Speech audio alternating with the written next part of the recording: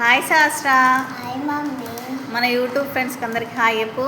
Hi అందరికీ తొలి ఏకాదశి శుభాకాంక్షలు. ఓకే, మరి ఈరోజు మీ ఇంట్లో స్పెషల్ ఏంటిది చూపిస్తావా? ఓకే, చూపించు. అన్నం, నెక్స్ట్